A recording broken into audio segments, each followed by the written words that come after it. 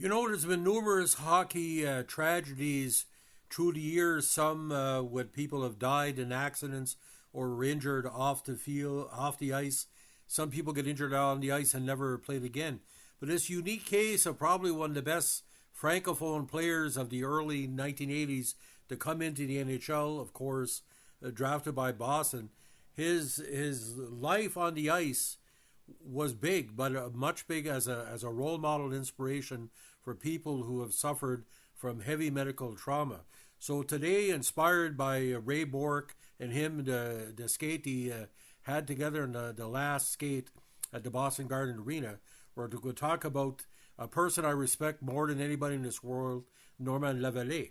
Now, Norm Leveille, born January 10, 1963, was the youngest draft pick by by the Boston Bruins ever. He played one season and 1 month in the NHL for the Beantowners before his career was cut short at age 19 by a brain aneurysm suffered during a game at the Pacific Coliseum in Vancouver, which left him unable to walk. After he recovered, he devoted his energies to therapy for others with disabling conditions. He is the founder and president of the Centre Norman Leveille at Drummondville in the Centre Quebec region of Quebec. His story was told in Est un plein vol by the great writer Thérèse Desjardins. Now, born in Montreal, as a youth he played the 75 and 76 Quebec International Pee Wee hockey tournaments with a minor hockey team from his home city of Montreal. He was drafted in the first round, 14 overall, in the 81 NHL entry draft. He was a highly touted prospect coming out of the queue after a 101-point season his last year with the Chicoutimi Saguenay. His rookie year with the Bruins, he scored 33 points in 60 games, and his career again was looking on tops.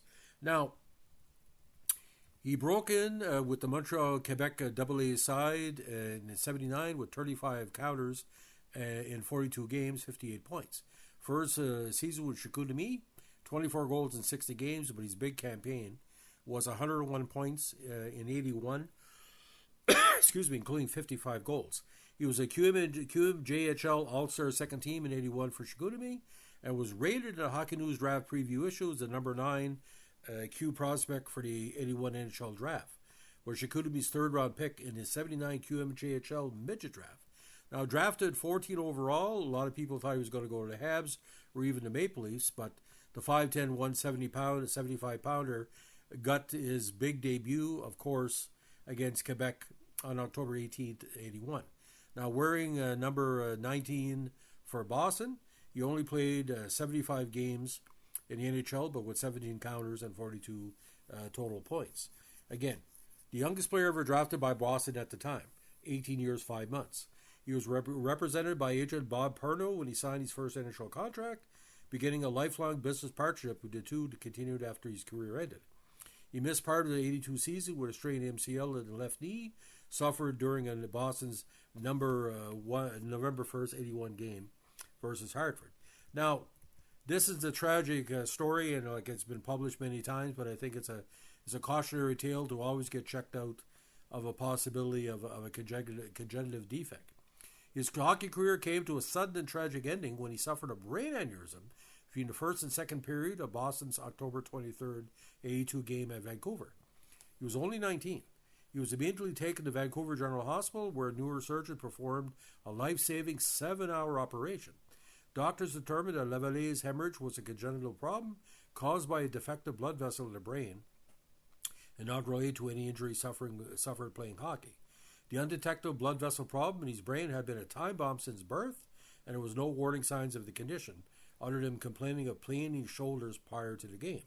His agent, Perno, would later reveal that Leveille called him to complain of a headache shortly before the contest. Leveille was checked only once by Vancouver's Mark Crawford during the first period and showed no sign of difficulty recovering from the hit. When the teams went to the dressing rooms for the first intermission, he told assistant coach Jean Rattel that he felt dizzy.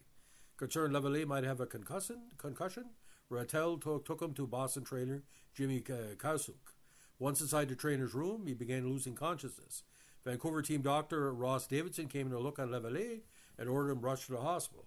He survived, but it was clear his hockey career was over because he already lost many motor skills and further damage to the head could end his life. After the surgery, he was in a coma for 3 weeks. He remained hospitalized for several more weeks, but eventually recovered enough to walk again, although he never regained full control of his speech. Only 16 months after suffering the aneurysm, he made his first return to the Garden for the Bruins' February 11, 1984 game versus Edmonton. Wearing his number 19 jersey, he stepped onto the ice and received a standing ovation from the Bruins fans. More than 10 years later, an emotional September 28, 1995 ceremony to mark the closing of the Boston Garden, he was aided by a former teammate, Ray Bourque, and helped close the Garden by skating on the Boston ice for one last time.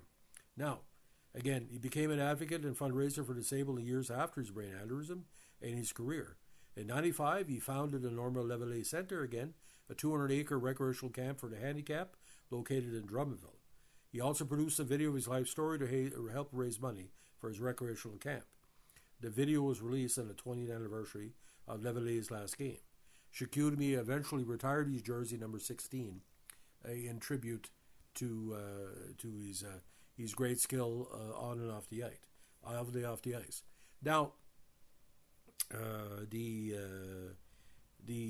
situation with the surgery, some basically believed that if it wasn't a trainer for Vancouver would have came in, he probably would have bled out right there. But it was touch and go for quite some time. So just to recap, ladies and gentlemen, in that big season in 81, which led to being drafted a very skilled player, he had 66 total games in 84 contests, including postseason, with 127 points. Now, the idea about Leveille, it was again was touch and go for quite some time, and ironically, ladies and gentlemen, the Bruins never forgot him. I know that's weird to say, but he's always been a part of the Boston faithful in one type or another, because Boston was looking at rebuilding after the tough years when Don Cherry was there, losing to Montreal pretty well in every final or playoff series they had. He was going to play a big part, probably a good second or third line player. But you can imagine if he would have continued playing with Cam Neely, because Peterson was eventually traded for Neely. But SRC Hockey Night in Canada did a story on him in the days after, and literally it was very, very touch and go.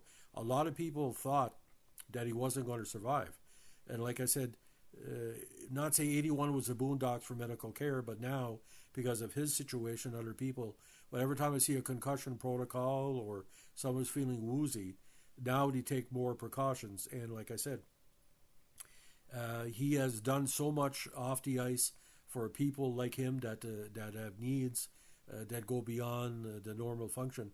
And he's a hero to me. He's a hero to everybody in Quebec. And I really think, in my personal opinion, he should be given more recognition for what he's done to give back to the people that aid people that have our handicap or special needs. Norman Leveille, I saw him play smooth.